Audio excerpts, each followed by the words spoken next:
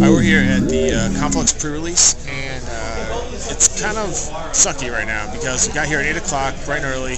Wanted to be the first one to do some sort of event, and the way Wizards changed everything is that you can't do anything until 10 o'clock. And so, actually, that's not true because I just got intro pack for open dueling, and that wasn't able to start even until 9 o'clock. So I don't know why they're making these changes, but it's kind of lame because doors open at 8.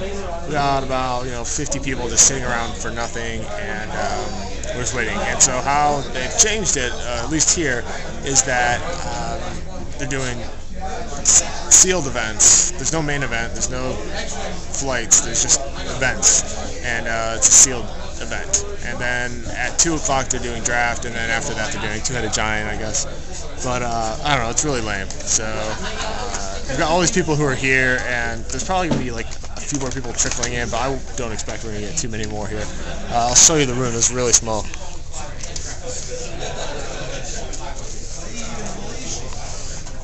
So there might be more than 50, but alright, I'm here. The day is winding on. I dropped my first event. I went 1-2, and I had a pretty okay deck, I felt, but my removal wasn't very good, and the deck just never showed up. I hate to say it. So I'm in a second flight now, and I've got white, black, blue.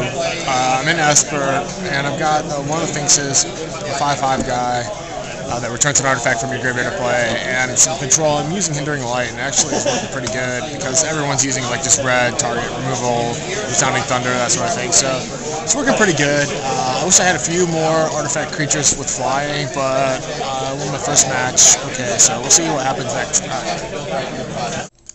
Alright, I'm back home after Conflux Prerelease, and just wanted to wrap this up real quick. A couple of things I learned today. So I played, basically a Naya deck in the first flight, and then, an Esper deck in the second flight. And a couple of things. Path to Exile is really as good as everyone expected it to be. It's, removes anything that isn't protected from it, and it's costs 1 mana. You can't ask for a better removal spell than that. It's in white, and it was just always a home run for me. It removed big guys, little guys. It did it all. So anytime I had that in my hand, I felt really good about what was going on. Executioner's Capsule, still a really good removal card. I gotta say that I played that. It was always, really efficient and really effective for a little mana, removing a larger creature. A couple of other cards that I thought were really good for me today. Unsummon, definitely a good card that you want to, play. It's better than Call to Heal. I had Call to Heal in my second.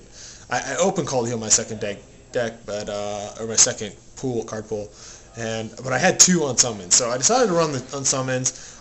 The card advantage with Call to Heal would have been nice, but I really felt like the 1 mana cost, it was way better than the card advantage in that situation. I could play it. I could almost tap out. It was really really efficient for me. The next card is Martial Coup, and this is the sorcery that you can pay 2 white and X, and if X is 5 or greater, you basically destroy all other creatures and put 5 soldier tokens into play. I lost to this card once today, and I also won with this card once today. There were a couple of games where there was one game that I lost that I had about 10 mana out and just 1 white source, and I didn't have another white source. And I lost. My next draw would have been a white mana, and that was so frustrating because I had it in my hand and I could have won the game at any moment, but I just couldn't find that mana. But really good card, really strong card. A couple other cards I really like. The Outlander cards have protection from specific colors. I really liked, especially the artifact, the protection from red.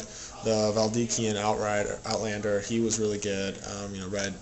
Everyone basically was playing red when it comes down to it in Limited today, and I kind of was planning on that for the second round, and so I actually packed a couple of Hindering Lights that normally probably wouldn't play, but since everyone's using the targeted removal, it was such a home run because I would counter their big mana targeting spell for two mana and draw a card, and no one was expecting it because no one would play it. It was really good. So I suggest picking up Hindering Light in the future, especially if you're in white and in blue. Going back to color fixing, I was impressed with the Shards of Alara release. With the tap coming to play tap lands. I think that Wizards is continuing to help smooth out this mana base. I never really, there were a few games where I really had problems with my mana, and then a couple of times where most of the time I had the mana I needed, really, and it was just a matter of getting enough in certain situations. But the two new artifacts that are uncommon, Mana Silex and Armorly Sphere, those are pretty good at getting you the colors you need quickly. A couple other cards that I thought were pretty good today is I really liked. I can't even pronounce this. It's the 1/green creature fungus is a 1/1 Tacnic Tongue Thallid. When he goes to the graveyard, he puts a 1/1 Saproling into play. He's like a mini Mog War Marshal for Saproling tokens. I really like this guy. I think he's really good. He's a strong creature. I opened a foil Scattershot Archer earlier in the day. So if you really want that, maybe you can contact me and trade me something good for it. But that card was pretty good. I saw it a couple of times today. Another card that I didn't play in my first deck, and I don't know why I didn't think about this, but the Saproling Archers. That for a red and a white, you can tap it and it'll deal 2 damage to target attacking or blocking creature. I mean, it really kept a lot of my guys at bay, especially in my second flight with the Esper. A lot of my stuff had 2 toughness, and I really had to play around it and get rid of it. It's a 2/3 toughness. Power toughness was really difficult for me sometimes to deal with. So good card, solid card. A couple of other things, I think Might of Alara as a pump spell with Domain is okay. It can be really good in the right situation, but it also can not be that great. I saw it a couple of times when it was probably better, and I probably didn't see it because it wasn't that great. Other combat spells, and these are things that I was playing in my earlier deck that was more Naya heavy, was Dark Temper.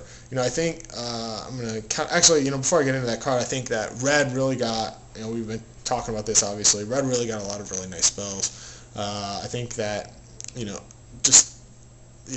spot removal was everywhere today, and I think we're going to continue to see it. And there are about 3 new red spells that I really liked. Dark Templar. If you control a black permanent, whenever you deal, it deals 2 damage to target creature, but if you control a black permanent, you destroy that creature instead. Really good. It costs 3 mana. I use that to take care of some creatures that otherwise would have had a lot of trouble with. Exploding Borders with the Domain, pretty good. It costs 4 mana. It allows you to search for an extra land, and spread that out. It can deal up to 4 or 5 for 4 mana. So I thought that was pretty good. One card that I really thought was interesting is Quenchable Fire. This will deal 3 damage to your opponent, and if they don't pay a blue mana to this cost, it'll deal another 3 damage to them at the beginning of your next upkeep. And so that's a total of 6, and that only costs 4 mana, and that was pretty good. So I mean, it's not gonna win all the games, but I think it's definitely a way to get 6, especially if your opponent doesn't have any access to a blue source. You're getting 6 damage for 4 mana. It's really good. Ignite Disorder, 3 damage, and you can divide it as you choose among white or blue creatures. Not always the greatest because you need those specific targets, but it only costs 2, so it can be really good. And I think that for the other creatures, the other big things in the Naya deck that I saw, you still need a dragon, you still need some big finishers, and I think that I didn't see too much of that from Conflux, but in the red Naya Jund area, type decks. But I had Flame Blast Dragon. He won me a game, which was really nice. And so that's kind of my recap.